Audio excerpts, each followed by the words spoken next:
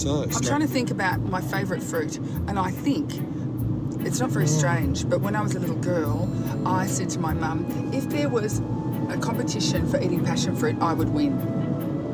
And I really, really love passion fruit. It's got such a nice, sharp, distinct flavour.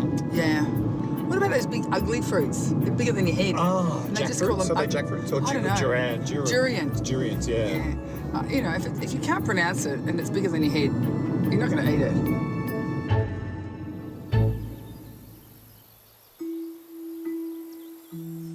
You know, we're doing a thing on smoothies today.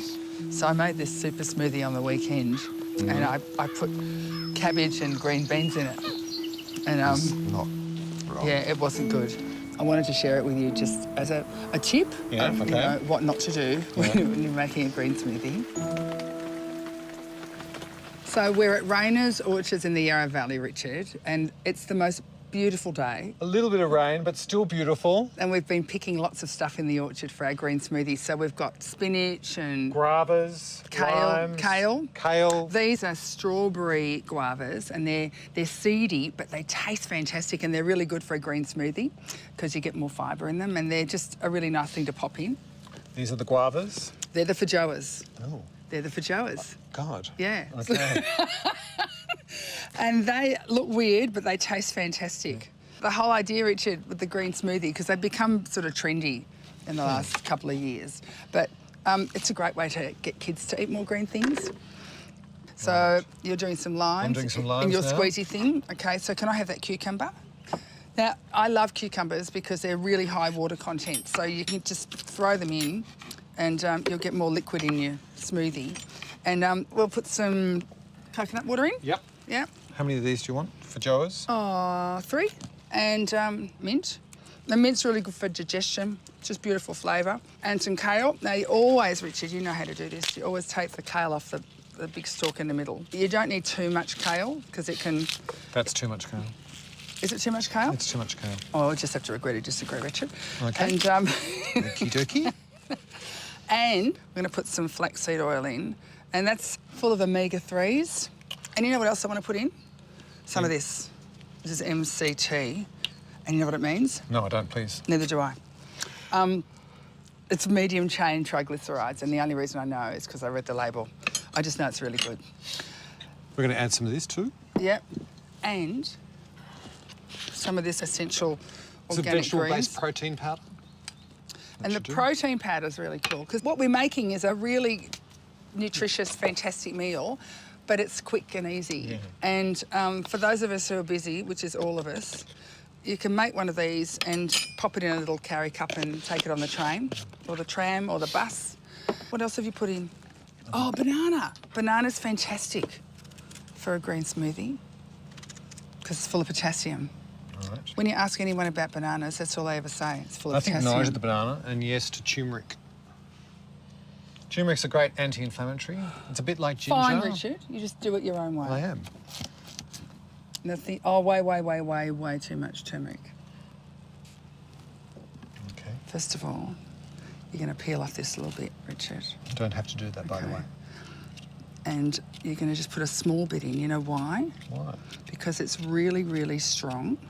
And if you put that much turmeric in, you'd drink it and you'd go, oh, a little bit of sick would come into your mouth. So you just put a little bit of that in. And do you know what's really good about turmeric? Should we whiz? It's very good for your come on. digestion. Ready? That one, yep. I love that. And you don't have to whiz it up for very long because it's just veggies. Oh. All right, let's have a go. Thank you. Okay. You can have the first sip. Okay, this is a real face. Yeah? That's not too bad. Is it gorgeous? It's not too sweet. Okay. Oh, yum. That is fantastic. Wonderful.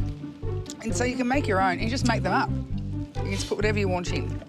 And the best thing is you can put as many green veggies in and the sweetness of the fruit will cover up the fact that some little people don't like green veggies, but every little person that I've given one of these to, they've just gone, can I have another one? Let's throw more fruit in. They don't talk like that. I don't even know why I said that. Because They say, may I have another one, please, Miss Bartram? Should we cheers? Yeah, cheers. Yeah. That is really good.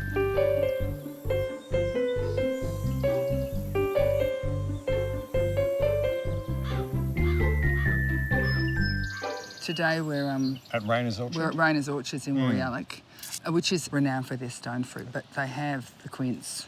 Yeah. I want to know who was the genius that found the quince and peeled it, and it went brown and hideous. Yes. And then they tried to eat it, and it was like. Yes. And then someone said, oh, I know, if we boil it for 17 days, it'll turn pink and it'll be lovely. Who was that genius? But then I started thinking in a weird sort of segue about Quincy Jones, because I think he's totally hot. So I did a googly thing around Quincy Jones, and guess what? What? Guess what his second name is? You'll never guess what his second name is. Tell me. Delight. Quincy Delight Jones. Wow. I mean, how hot is that? I think we should have a dessert in our show called Quincy Delight. What's your second name? Guy.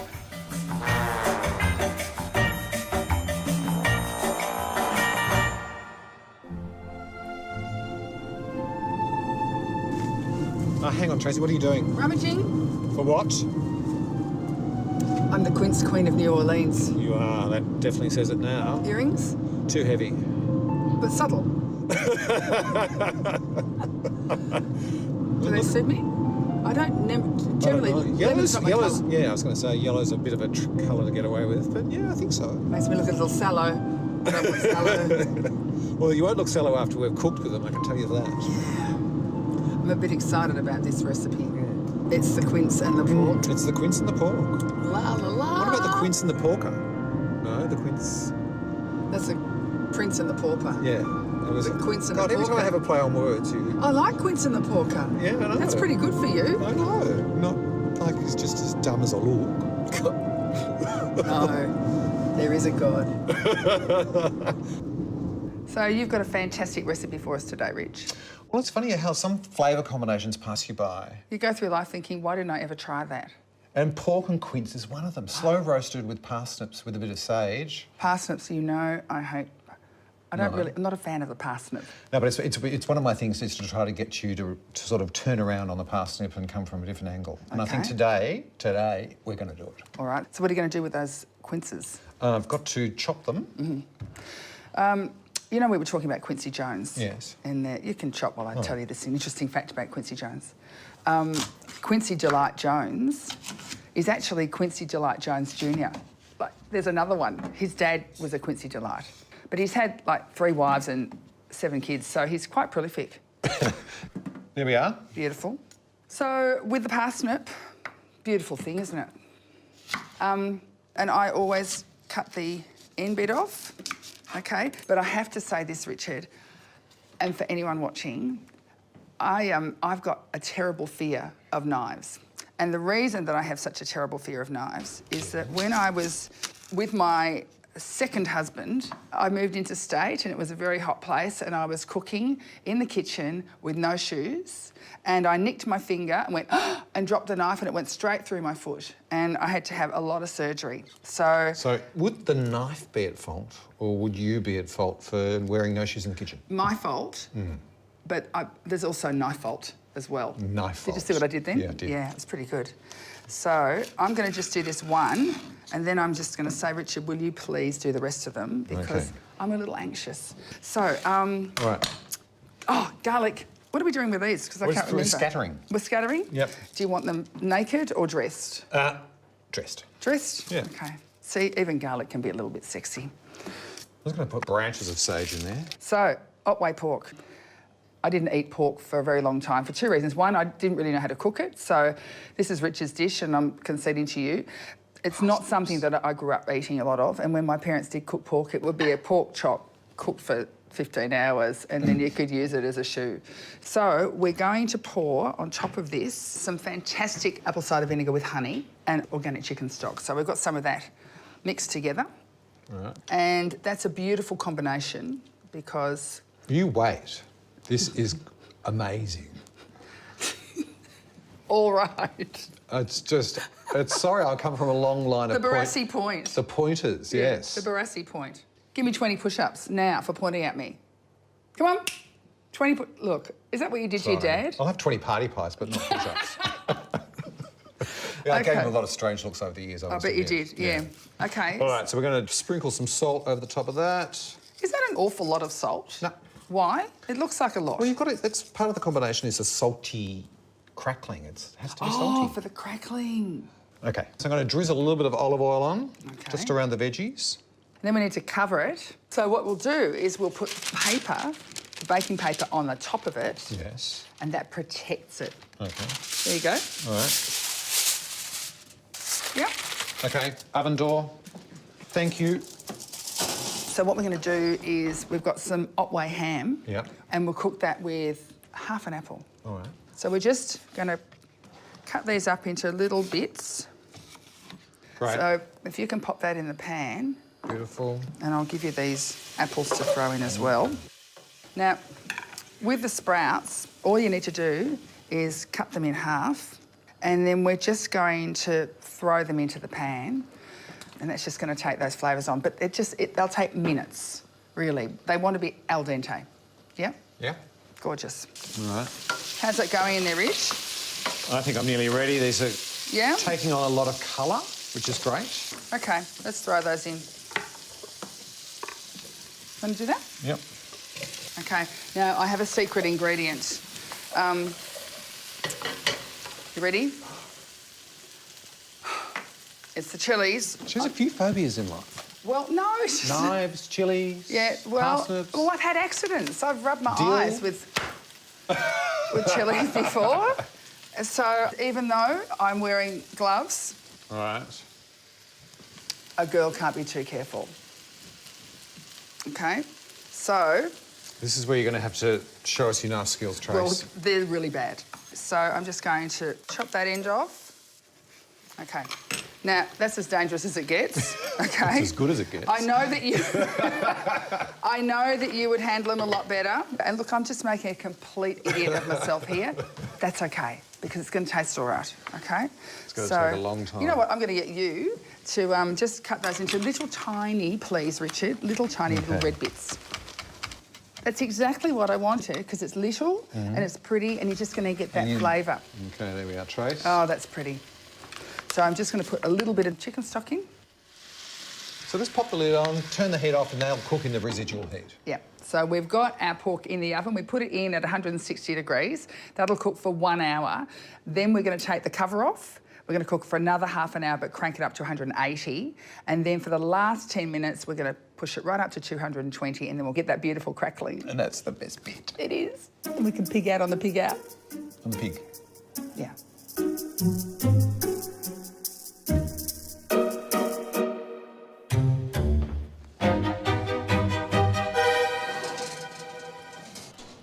Oh, look, how good does this look? That looks amazing. Well, while you're going to carve that up and plate it, I'm just going to get the sprouts sorted. Okay. I'm just going to warm them through. Oh, look at that. Yeah, beautiful. Well, I'm going to give it a go. Oh, wow. Okay. Right. That goes there. I'm just going to start plating up now. So you just want to pick out the best bits you see? Well, you can have all the parsnip if you want. Can I give you one piece, Trace? Yeah, please? fine. Right. It looks beautiful. Those colours are great. Look at the quince. Delightful. I wonder if Quincy Jones likes quince. I might write to him. I might tweet that to him. Quincy Delight, do you like a quince delight? I'd just be so thrilled if he wrote back. I wonder if he's got it 1,000 times before. I don't know. How's that? All right. Oh, see, I really want to eat that bit. Maybe I will. That is usually the cutters, the person who carves prerogative to be able to do that first. If I wasn't on telly, because my eyes rolled back into my head then, but I had to stop them because people think I was unwell. All right, there we are. So there we have it, this beautiful dish, Richard. We've got slow-cooked Otway pork with quince and some beautiful Brussels sprouts that we've cooked with more Otway ham and some apple and some chicken stock. This is amazing. Oh, there's a parsnip. I hate parsnip. We'll just have to kill the taste of the parsnip with a Brussels sprout. Not many people would say that. Cheesecake? cheesecake. You know, cheesecake, when I was a little girl, it was the most decadent, luxurious thing that you could have was cheesecake. And this one's going to be one with pine nuts and candied citrus. Yeah, and really, really good for you. Fantastic ingredients and really easy to make. Okay. Yeah, so I'm going to start off with the base. So these biscuits, these are from Coles. Now, Coles has an amazing gluten-free section, and every time I go into a Coles store, it's like, it's bigger. I was going to say that too. It's really good. Yeah. So these are arrowroot biscuits, and they're gluten-free, they're dairy-free, they're egg-free. They tick all the boxes, so everyone can eat these. So we're going to pop these into the fantastic KitchenAid. And we've got some shredded coconut. Now, macadamia nuts. I've done some research. I know you love these facts. Did you know Australia is the largest, one of the largest producers of macadamia nuts, and we export 40% of the world market? Yeah. I didn't know that. And the other thing I discovered, because the shell is so hard, that only the bush pig has jaws that are strong enough to crack the shells. And I thought, who knew? Because I've met bush pigs and I had no idea they had that talent. So we're going to throw those in. Wonder what they do with the shells. Oh, they just swallow them. They're tough, those bush pigs. Yeah. But some of them don't have many teeth and they can still do it. So we've got some dates for sweetening, and these have been stoned. It's a terrible habit, but these ones are fine. And you've got to be careful with them because you've got to make sure the pip's out, because it really hurts if you bite on a pip. You can break a tooth, but not if you're a bush pig. You don't have any. Well, they do. They do. So I've got the giggles now. I'm just thinking about the bush pigs I've known.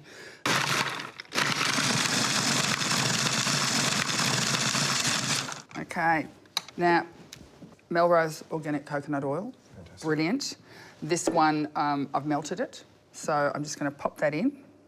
If you find that it's not having the party in the bowl that you want, just put a bit more coconut oil in. So this is 4 tablespoons, but it just might not be doing what you want. You've got to combine all those ingredients before it begins to form its mass. Yeah, so begins to form its mass. Thank you, Pope Richard. Okay, so... Because I can remember our family Christmases, Tracy, where we used to have lunch at my grandmother's. Yes. And the cheesecake was made with mint chocolate. So was it one of those chocolates with the bubbles in it, with the holes that had air in it? And the little crystallised bits and pieces they used to keep for the top and then sprinkle that over as a decoration. That sounds really sickly. So the one we're making sort of is a bit more of a nod to my Italian heritage, which is good. Well, this is much healthier and much better for kids too. It's not Christmas 76. In Bandura. Thank you. Okay, so I'm popping this straight in the oven. So that's on 150 degrees, Richo. Yeah. 10 minutes, and that's all you need. I have burnt more of these than I care to remember, so keep an eye on it. I will.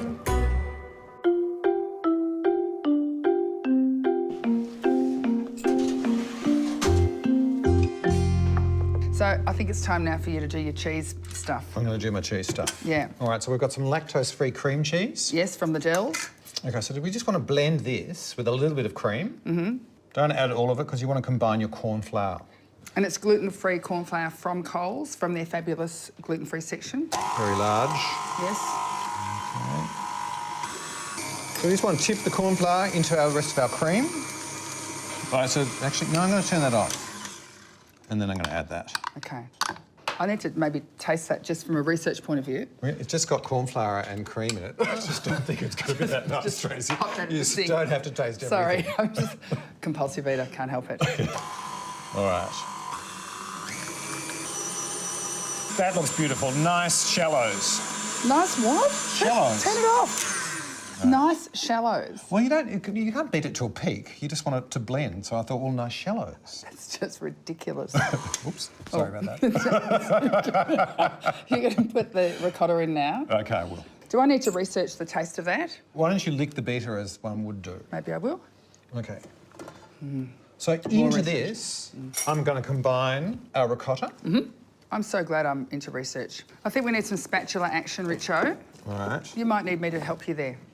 Just from a research point of view. Can I have that spatula? Yeah. Okay, there you are. Lovely, thank you. Thank you. All right. And we've had some dried fruit soaking. We've got some sultanas there. Okay, there we go. Beautiful. Here comes our candied citrus.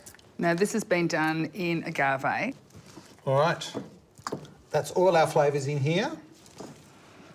So we're going to pop this in the oven for 30 to 35 minutes. And you can lick the bowl after I've finished. Great. Research and development. R&D. And then we're just got to push it out to the edges. And I'll hold that for research and development. We can pop it in the oven now, Richard. All right. I think you can do that on your own because you're talented. And you can eat that on your own. 30 to 35 minutes, 150 degrees, until it's nicely set. How is that? Oh, you'd hate it. I suppose I should try it. All right. I don't often do this. Not bad. Not bad, it's fantastic.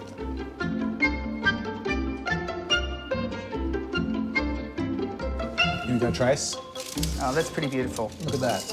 Okay, here we Now, go. this is going to take very deft handwork. And I might burn myself, but I'll trust. No, you won't. There we go. See, I'm asking Richard to do this because I would drop it and ruin the whole thing and we'd have to start all over again. And we're almost at the end of this episode.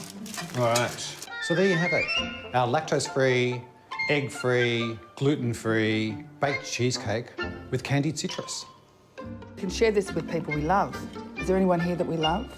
Oh, there's some crew. There you go. Thank you. What do you think, Trev? Beautiful. Yeah? You finished yours I've too, done Bart. it. That's beautiful. If you go to intolerantcooks.com.au, the recipe is on there. Yeah. It's beautiful. You guys know what you're doing. Yeah.